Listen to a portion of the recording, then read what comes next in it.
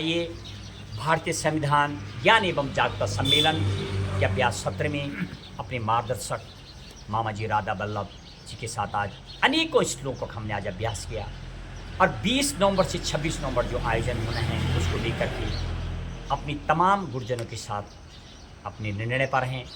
और मैं इस अभ्यास सत्र से अपने मार्गदर्शक राधा वल्लभ नौटियाल मामा जी, साथ में श्रीवर्धन त्रिवेदी सनसनी एबीपी, जिन्होंने मुझे इसके लिए चिंगारी दी है, मनोज कोहली, नवनीत पुनियाल, सुमन बडूनी, विजय बडूनी, शांति ठाकुर, गीता गैरोला, उत्तम सिंह गुसाई, शंकर सिंह गुसाई, अनेक ऐसी मातृशक्ति, साधना जोशी, प्रमिला बिजवान, तमाम लोगों को हमें मार्गदर्शक के रूप में उनका सहयोग मिला है।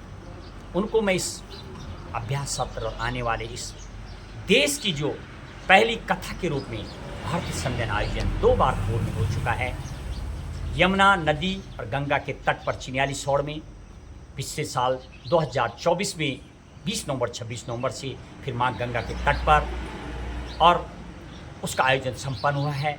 जिस तरीके से जब देश ने 26 जनवरी 1930 को पहला स्वराज संविधान दिवस मनाया था तो रावी नदी पर मनाया था, जो कि पाकिस्तान ने, हमने भी इस कथा का पहला जो आयोजन किया माँ गंगा के तट पर करने का ये भी वजह है। बाद बाकी मेरे मार्गदर्शक बताएंगे, जिनका मुझे बराबर ज्ञान और प्रकाश मिलता रहता है। उनको, उन सहयोगियों को, इस और अनिल बहुगुणा संस्कृत महाविद्यालय व्याकरणाचार्य, आपका भी हमें सहयोग मिला, दशरथ प्रसाद भट्ट गुरु जी, अनेकों ने, और साथ में राधेश्याम मिश्रा जी, जिनका दिल्ली में अनेकों का सहयोग, मामा जी से पूछेंगे तमाम सहयोग, तमाम चीज़ों के लिए। आज हमारे साथ सूर्यांश बहुगुणा का भी सहयोग मिला है, उनके प्रति मैं आज आभार व्यक्त करता हूँ।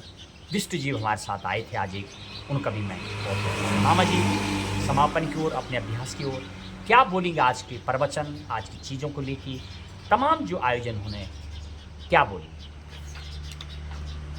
श्री महेश बहुगुणा जी, आप जिस तरह से संविधान प्रवचन के लिए निरंतर अभ्यास सत्र का आयोजन कर रहे हैं और इसमें अपनी मुखरित वाणी से संविधान पर किस विषय पर कैसे चर्चा होनी है, इस पर आप प्रकाश डालते हुए आप लोगों तक अपना संदेश पहुंचा रहे हैं कि आप संविधान के प्रवचन को, संविधान के ज्ञान को लोगों तक कैसे पहुंचाएंगे, ये विभिन्न विषयों के माध्यम से। और विशेष बात यह है कि विश्व की सबसे पहली जो वाणी है, भाषा है, वो है संस्कृत, जिसमें कई वेद पुराण लिखे गए।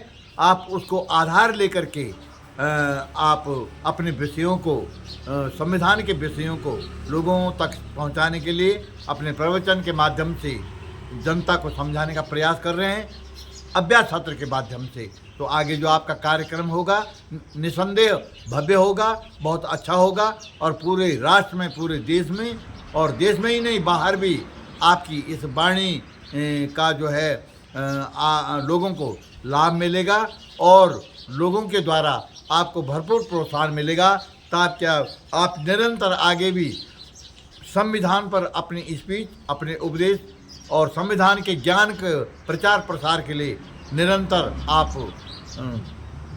लगे रहेंगे, प्रयासरत रहेंगे। और यही कामना करता हूं कि आप इसमें सफल हों और आपको लोगों से भरपूर प्रेरणा मिले, सहयोग मिले और शुभकामनाएं मिले। हमारी भी आपको बहुत बहुत शुभकामनाएं। धन्यवाद।